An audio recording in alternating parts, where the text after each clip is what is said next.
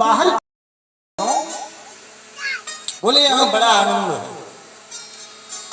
यहाँ बड़ा आनंद है। कैसा आनंद है? तो वो तोता कहता है कि यहाँ ऐसा आनंद है कि न खाने की चिंता है, न पीने की चिंता है, न कमाने की चिंता है। 24 घंटे भजन होता है।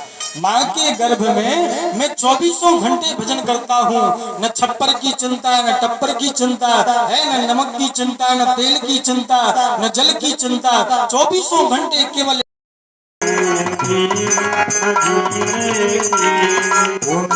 हर बात की चिंता, हमें इस बात की चिंता, उन्हें हर बात की चिंता, हमें इस बात की चिंता। हमारे साथ है रघुनाथ, तो इस बात की चिंता। हमारे साथ है रघुनाथ, तो इस बात की चिंता। शरण में रख दिया जब नाथ, तो इस बात की चिंता। शरण में रख दिया जब नाथ, तो इस बात की चिंता। हमारे साथ है रघुनाथ, तो इस बात की चिंता। हमारे साथ है रघुनाथ, तो इस बात की चिंता।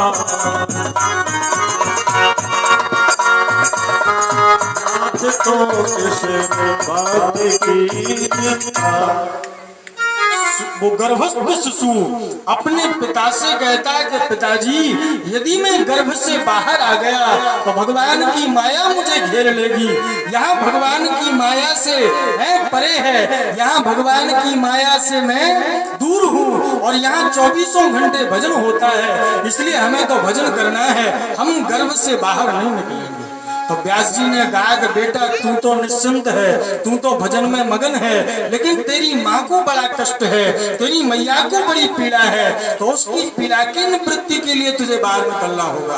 और व्यास जी कहते हैं, मैं तुम्हें वचन देता हूँ कि भगवान विष्णु की माया तुम्हें नहीं घेरेगी, तुम बाहर निकलो तो सही। तो उस गर्भस्थ शिशु ने हंसते हुए कहा कि तुम मुझे क्या वचन दोगे? अरे बुढ़ापे में तुम्हारे हृदय में पुत्रेष्णा जागृत हो गई, बुढ़ौती में तुम सोच रहे हो कि पुत्र का जन्म हो जाए। अरे तुम तो खुद भगवान की माया से ग्रसित हो, तो हमें क्या वचन दोगे कि माया नहीं घेरेगी?